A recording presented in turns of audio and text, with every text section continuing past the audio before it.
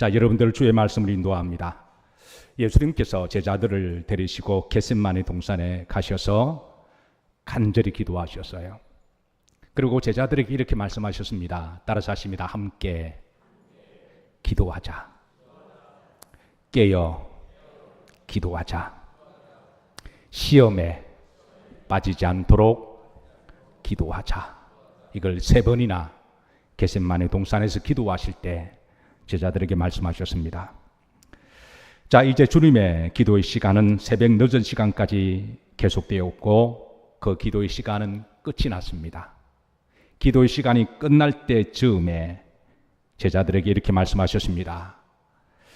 인자가 죄인의 손에 팔릴 때가 왔다라고 하시고 이 말씀을 마쳤을 때 오늘 47절 말씀을 보십니다. 합독합니다. 말씀하실 때에 12 중에 하나인 유다가 왔는데 대제사장들과 백성의 장로들에게 파송된 큰 무리가 칼과 몽치를 가지고 그와 함께 하였더라.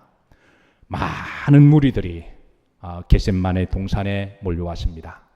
한순간 그렇게 조용하고 평온하고 기도했던 그 동산이 칼과 몽치로 무장한 로마 병사들로 말미암아 한순간에 그 장소가 아주 이렇게 무섭게 그리고 요란스럽게 난리가 아닌 장소로 변했습니다. 자, 다음 성화를 한번 보도록 하십니다. 오늘 본문을 배경으로 해서 기도하는 마음으로 그림을 그렸던 체코의 알폰소 무아라고 하는, 여러분 잘 아시겠지만 체코가 자랑하는 위대한 화가 알폰소 무아가 오늘 겟셋마네 동산에서 잡히시던 이 배경을 그림을 통해서 우리들에게 하나님의 메시지를 전해주고 있는데요. 이게 그림을 보시면 좀 한번 감상해 보시죠.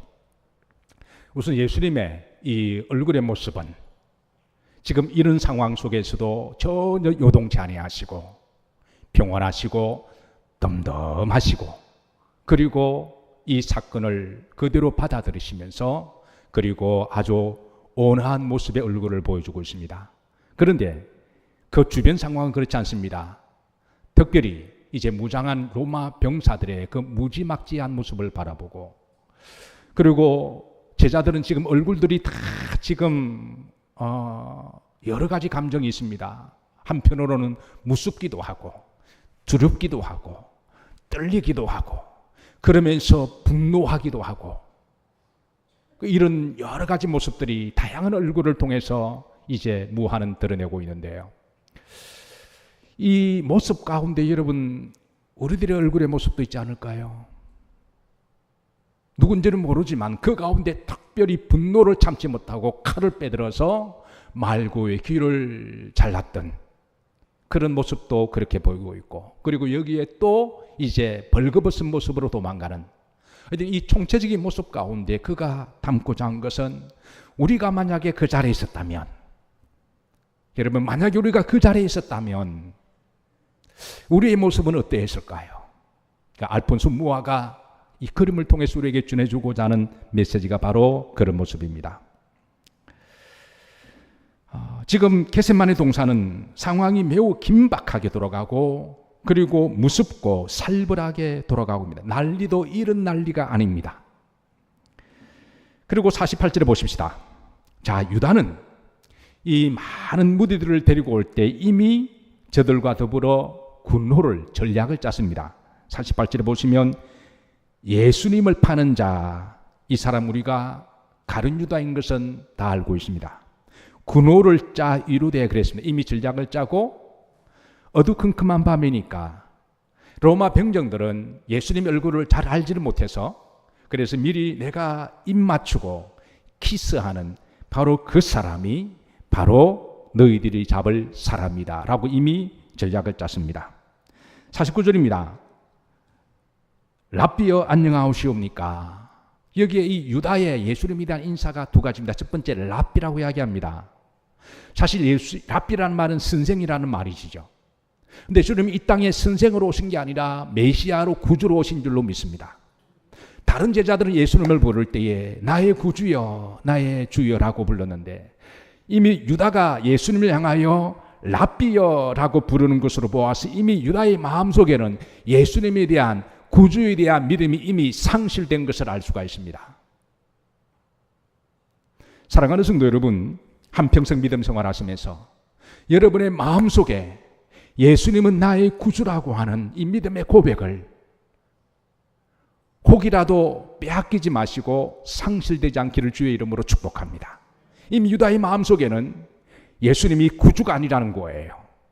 그리고 나서 그가 안녕하시옵니까 하면서 달콤한 입술볼에 키스를 합니다. 이 유다의 키스는 마치 독사의 입맞춤과 똑같은 키스였고 인사였습니다. 자, 그런데 50절에 보시면 주님께서 유다에게 이렇게 말씀하십니다. 다 같이 합독하십니다. 예수님께서 이르시되 친구여 내가 무엇을 하려고 왔는지 행하라 그랬습니다. 이 말씀 속에는 이미 예수님은 유다가 자신을 팔 것을 알고 계셨다는 것을 표현하고 있습니다. 예수님이 이미 알고 계셨습니다. 그리고 예수님은 유다를 향하여 뭐라고 부르시나요? 친구여라고 부르십니다. 유다는 예수님을 향하여 선생이여라고 부르는데 주님은 유다를 향하여 친구여라고 부르십니다. 그것은 시편 41편 9절의 말씀 보시면 예언의 말씀을 성취하기 위함인데요. 자, 다 같이 한번 합독하십니다. 내가 신뢰하여 내 떡을 나누어 먹던 나의 가까운 친구도 나를 대적하여 그의 발꿈치를 들었나이다. 이 말씀은 예언적인 말씀인데요.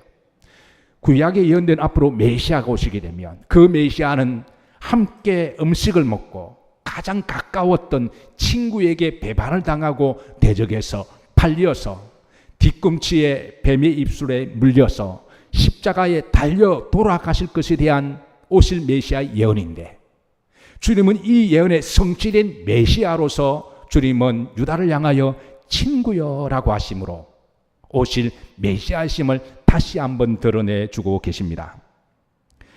자, 51절로 다시 넘어갑니다. 여기 보시면 예수님과 함께 있던 자 중에 하나가 손을 펴 칼을 빼어 그랬습니다.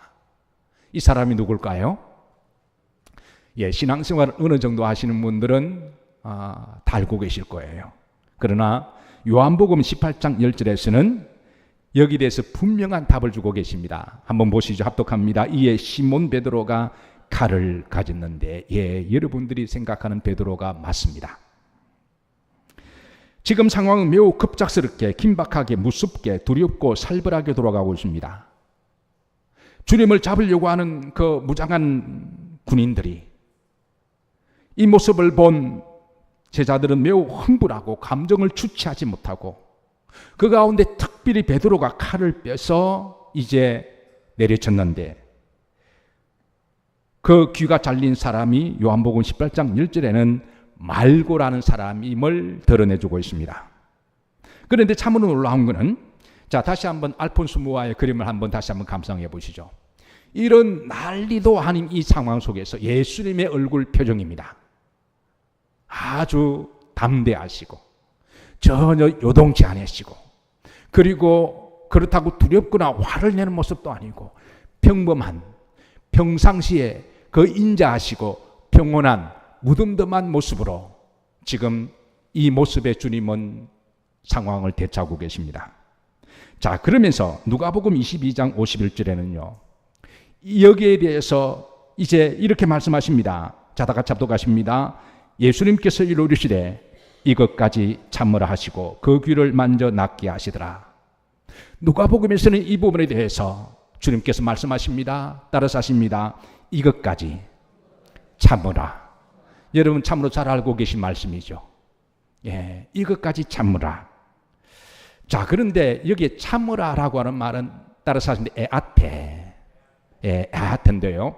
이게 이 말은 글자 그대로 하면 참으라지만 전문을 말하면 이렇습니다. 따라서 에아테, 에오스, 투투.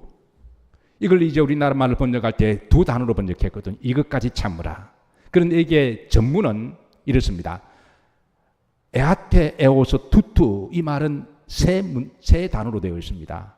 투투는 바로 인칭대명사로 너희들을 이야기합니다.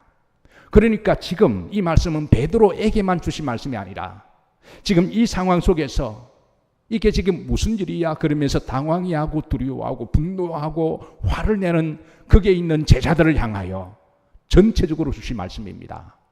지금 제자들은 다 분노해야 있고 그리고 참지 못하고 한편으로는 두렵고 떨립고 무섭고 이런 모든 모습들을 당황해하는 제자들을 향하여 주께서 말씀하십니다. 따라서 하십니다. 너희들은 이것까지 참으라.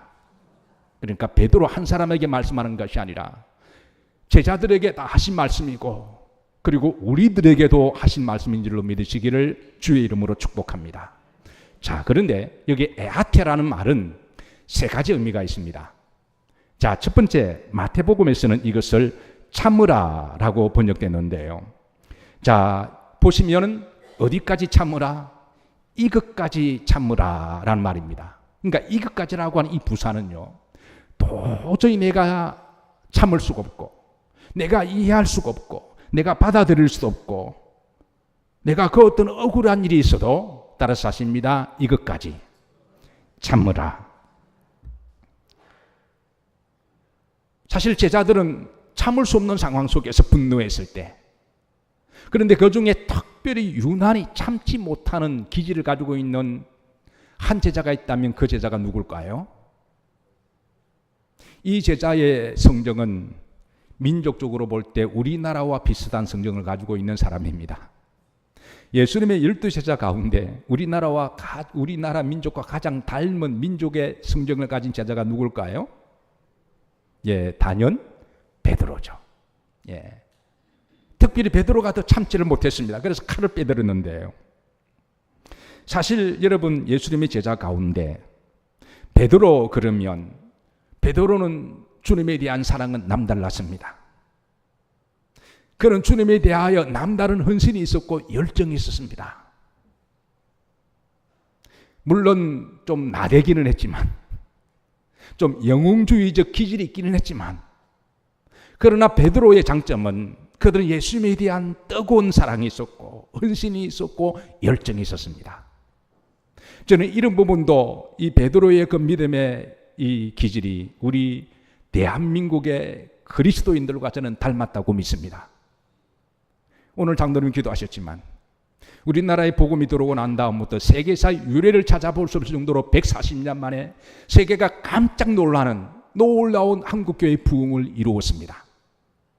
그 부흥의 근원은 하나님이 하셨지만, 그러나 그 가운데 우리 대한민국의 그리스도인들이 주님에 대한 남다른 사랑이 있었고, 여러분은 다 일본 사람들이에요? 다 중국 사람들인가요? 제가 다시 합니다. 우리 대한민국의 그리스도인들은 주님의 사랑에 대한 남다른 사랑이 있는 줄로 믿습니다. 남다른 열정이 있었습니다. 남다른 헌신과 섬김이 있었습니다. 한국 교회는 그냥 여기까지 온 것은 아닙니다. 그런데 베드로의 또 다른 한 가지 약점이 있다면, 베드로는 쉽게 화를 내고 분노한다고 하는 그 기질도 가지고 있다는 거예요. 사실 베드로도 평상시에는 잘 참다가 문제는 그의 마음속에 누르고 참았던 그 분노하는 잠재되어 있는 이 화를 어느 한순간에 누군가가 건드리면 그걸 참지 못하고 터뜨리는 사람이 바로 베드로라고 하는 것이죠. 누군가가 평소에는 잘 참다가 나름대로 참다가 어느 순간에 누가 그 부분을, 민감 부분을 탁 건드리면 그냥 확 터뜨리는 사람, 바로 그런 부분도 바로 우리와 닮은 모습이 아닌가 그렇게 생각합니다. 어쨌든 베드로는 내재되어 있던 그 분노가 한순간에 폭발하면서 가지고 있었던 칼을 가지고 그냥 내리쳤는데, 만약에 여러분 그 칼이 약간 빗나가서 귀에 살짝 빗나가서 눈을 찔렀다면 어떻게 되었을까요? 아니 살짝 빗나가서 목을 쳤으면 어떻게 되었을까요? 그건 그 순간에 그의 분노 때문에 씻을 수 없는, 돌이킬 수 없는 바로 살인이 일어나지 않았을까요? 주님께서는 베드로에게 따라서 하십니다. 이것까지 참으라. 그러고 나서 주님은 그 말고의 길을 주시고 다시 붙여주셔서 그를 낫게 하심으로 말고가 피가 철철 나고, 그런데 주님이 그것을 치유해 주심으로 그것은 없던 일로 주님이 정리해 주셨습니다. 사랑하는 성도 여러분, 여러분 잘 참으신 편이신가요? 어떠신가요? 만약 여러분들이 평소에 잘 참으시는 분이라면 여러분의 인격과 믿음은 훌륭하신 겁니다. 그런데 평소에 잘 참으시다가 어느 순간에 한순간에 폭발하면, 그럴 때 오늘 주의 말씀을 우리 기억하십시다. 따라서 하십니다. 이것까지 참으라. 사실 이 문제는요, 모든 사람의 문제인데, 흔히 미국의 건국의 아버지라고 불리우는 몇 사람이 있는데 그 중에 한 사람이 토마스 제퍼슨이죠. 토마스 제퍼슨, 그가 그 인생의 좌우명은 따라서 하십니다. 참자. 그의 좌우명이 참자인데요. 그러니까 위대한 깊은 철학적인 그런 말이 아니라 아주 심플합니다. 참자.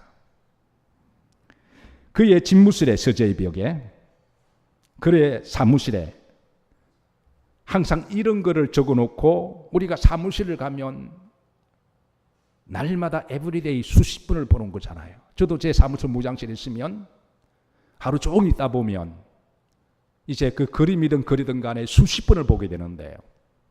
이 토마스 제퍼슨의 그의 서재의 벽에 이렇게 글을 적었습니다. 한번 따라 하시죠. 화가 나면 10가지 세자, 그리고 죽이고 싶으면 100가지 세자.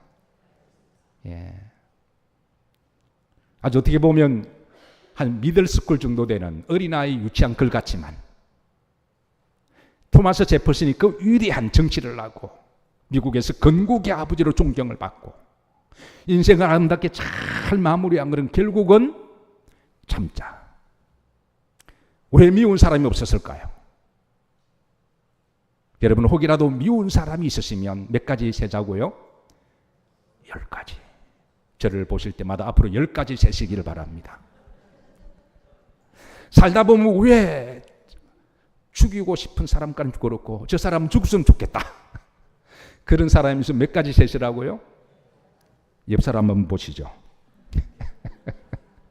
여러분, 그 위대한 토마스 제퍼슨도 이 하나 가지고 인생을 살았다라는 거예요. 자, 두 번째입니다. 여기 에아테라는 말은 멈추라라고 하는 뜻입니다. 그러니까 에아트 에오스라는 말은 이 선까지 멈추라는 말입니다. 영어 성경 NSSB에서는 오늘 이 말씀을 이렇게 번역했습니다. And said, stop, no more. 주께서 말씀하시기를, 그래, 이제 그 정도면 스탑해. 그 선까지 했으면 스탑해. 선 넘지 마. 흔히 요즘 젊은 사람 하는 말로 우리가 다 시험 들 수도 있고 화를 낼 수도 있지만, 왜 사람은 감정의 존재니까요. 그런데 적당한 선에서 주께서 stop, no more, 그 정도의 멈추라고 하는 것이죠. 우리가 운전을 하다 보면 여러분, 아무리 급하고 바쁘더라도 반드시 멈춰야 할 때가 있습니다. 어딜까요? 빨간 신호등 앞에서, 그리고 앞에 경찰이 있을 때, 그리고 앞으로 CCTV가 있을 때, 그럴 때 멈춰야 됩니다. 멈추지 못하면 여러분 딱지가 날라오거나 아니면 심각한 일이 일어날 수가 있습니다. 여러분, 운전하실 때마다 따라서 하십시다. 주께서 하신 말씀입니다. 에아테, 에오스, 투투. 자, 세 번째 에아테, 이 참으라는 말은 누가복음 22장 51절에는요, 영어 성경에는 allow라고 번역했습니다. 허락하다라는 말이에요. 이 말을 요한복음 18장 8절에서는 용납하라라고 번역했습니다. acceptance, 받아들이라는 말이죠. 그리고 고린도전서 10장 13절에 보시면 에아테마를 동일한 용어인데요. 이것을 allow라고 번역했습니다. 한번 보실까요? 중반절에 보시면 자, 시험 당함을 뭐 하지 아니하시고 허락하다, 이 말할 때는 allow라는 번역했는데요.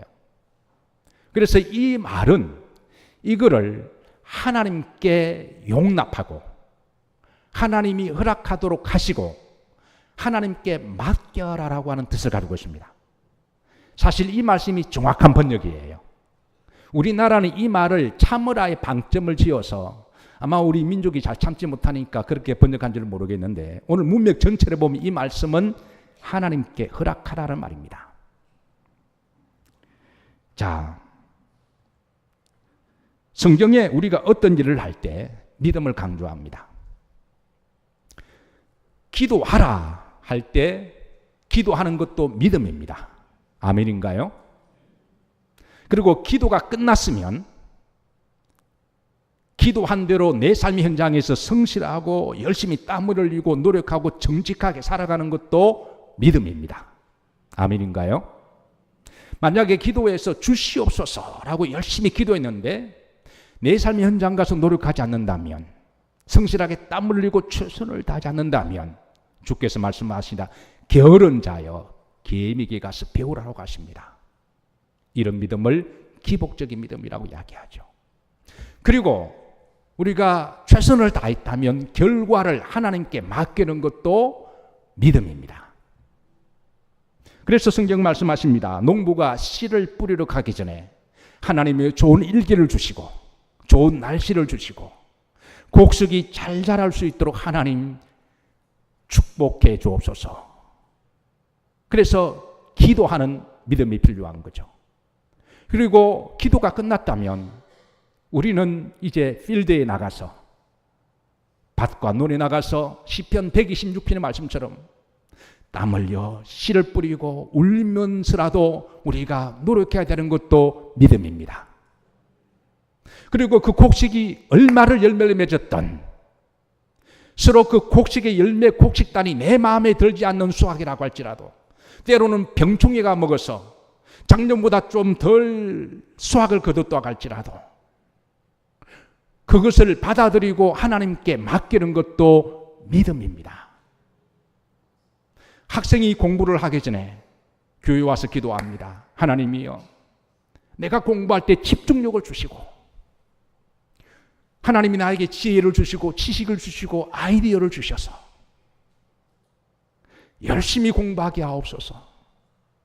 선생님 말씀을 잘 듣게 하시고, 그렇게 기도하는 것도 믿음입니다. 그리고 학교에 가서는 선생님 말씀을 잘 듣고 열심히 노력하고 암송하고 그리고 공부하는 것도 믿음입니다. 그리고 시험을 치고 나서 성적이 어떻게 나오든 그것을 내 정직한 실력으로 받아들이는 것도 믿음입니다. 오늘 주님께서 이제 그동안 복음의 씨앗을 뿌리셨습니다. 그리고 이제 사람들이 잡으러 왔습니다. 이미 주님은 그것을 알고 계셨습니다.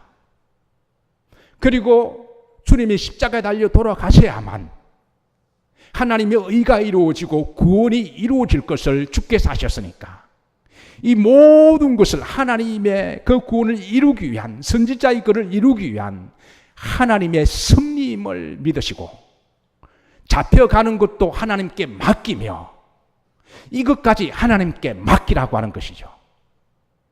그런데 제자들은 그걸 몰랐습니다.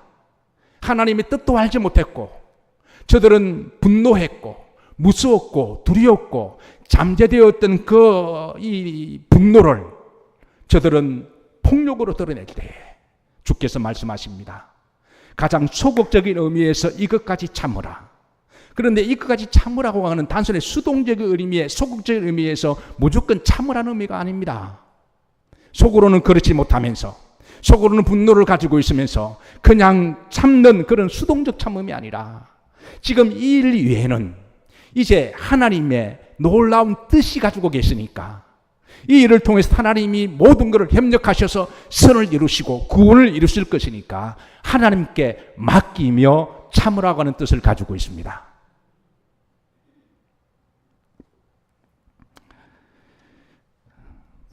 다시 말씀으로 돌아갑니다.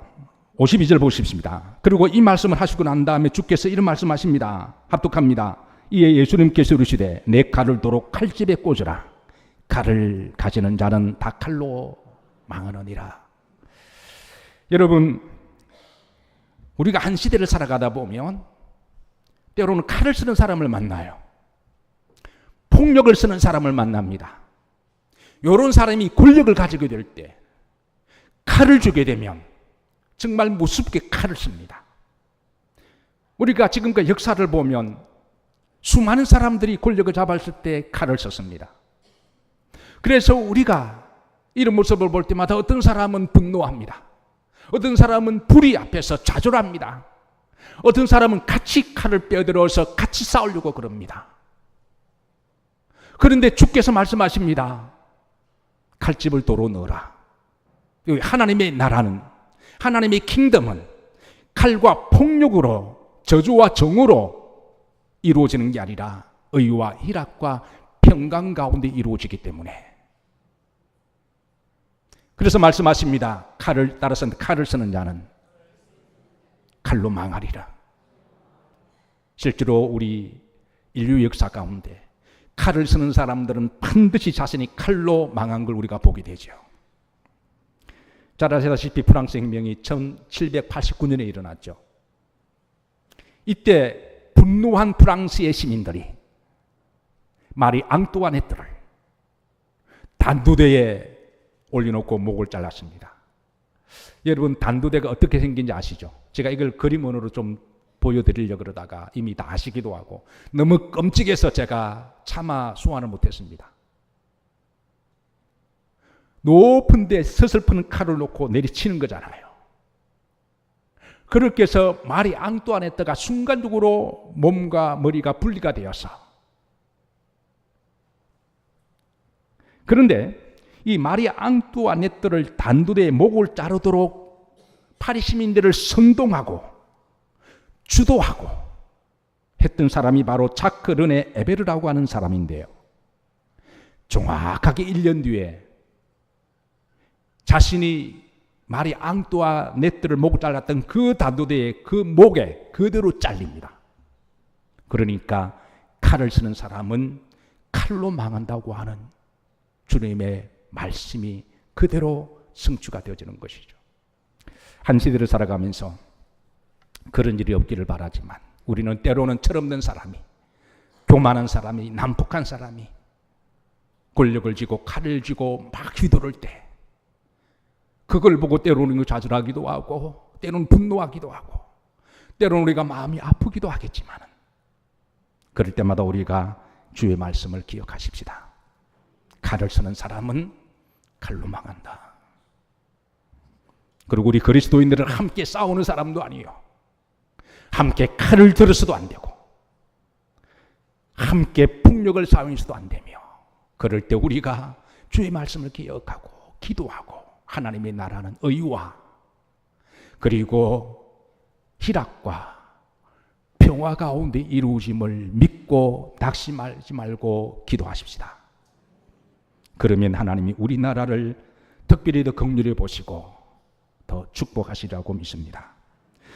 56절로 넘어가면 여기 보면 이제 다시 56절로 보십시다. 여기 보시면 자, 이렇게 된 것은 다 선지자의 글을 뭐하게 하심이라 이루라 하심이라. 그러니까 주님이 지금 이렇게 잡혀가시는 것도 제자들이 볼 때는 이게 분노하고 이렇게 참을 수 없지만 주께서 말씀은 이렇게 해야 선지자 글이 이루어진다.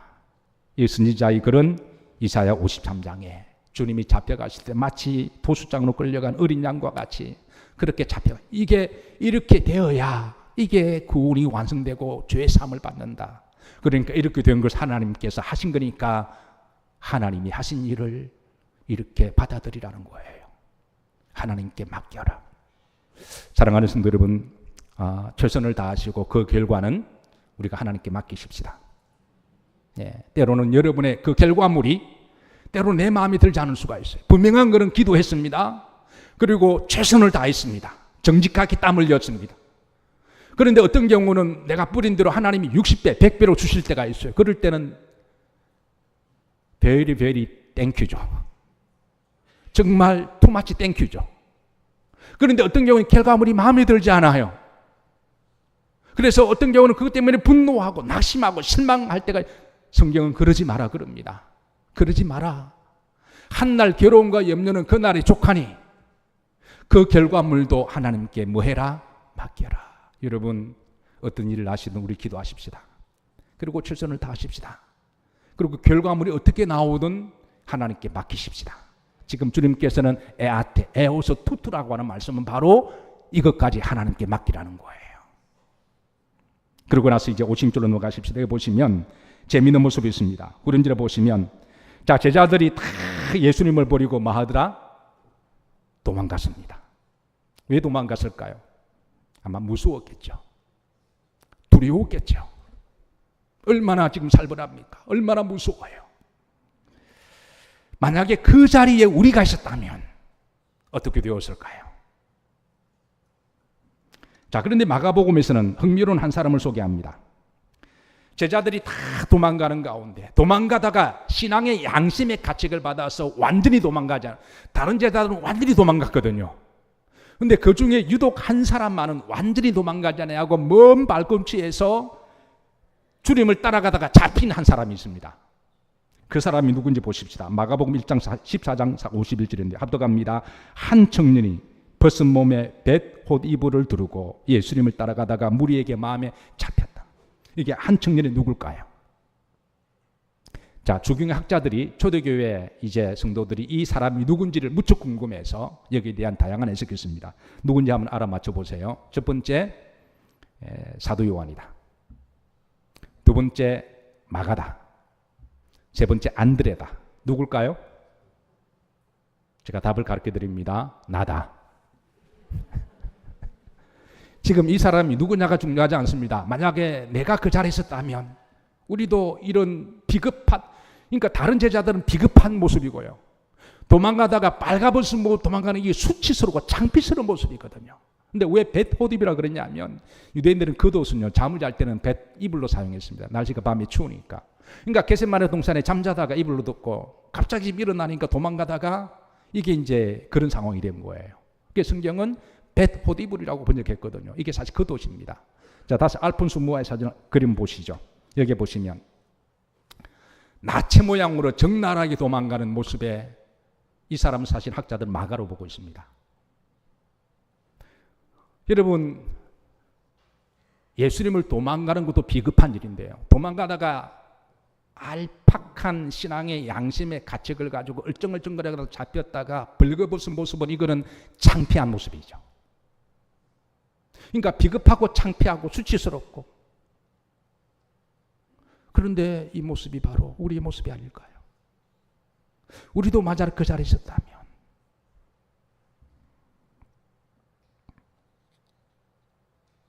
자, 말씀을 정리합니다. 주님이 겟세마네 동산에 가실 때 처음부터 3번 반복적으로 기도하시면서 하신 동일한 말씀이 있습니다. 따라서 하십니다. 함께 기도하자. 깨어 기도하자. 세 번째가 뭐죠? 시험 들지 않도록 기도하자. 이거를 겟세마네 동산에 미리 3번이나 말씀하셨습니다. 근데 저들은 기도했나 안 했나요? 안 했습니다. 분명한 것은 기도하지 않으면 우리 속에 하나님의 담대함이 없습니다. 기도하면 하나님 우리에게 담대함을 주시고 어떤 게 죽으면 죽으리라 용기를 주십니다. 기도하지 않으면 무섭고 겁이 나면 두렵습니다. 제자들이 왜 도망갔을까요? 저들은 기도하지 않았습니다. 그러니까 그런 상황이 급작스럽게 닥치니까 도망간 거예요. 여러분, 평소에 기도하십시다. 기도해야 하나님이 담대함을 주세요. 주님이 미리 말씀하셨잖아요. 기도하지 않으면 베드로처럼 평소에 내재되어 있는 분노하고 있는 잠재된 이 욱하는 이 기질성질을 참지 못합니다. 얼굴이 푸르락하고 그래서 주님께서는 기도하자. 분명히 기도하면 하나님 우리에게 참을 수 있는 은혜를 주십니다. 그런데 기도하지 않으면 평소에 내재되어 있는 원죄의 기질들이 툭툭 튀어나왔어요.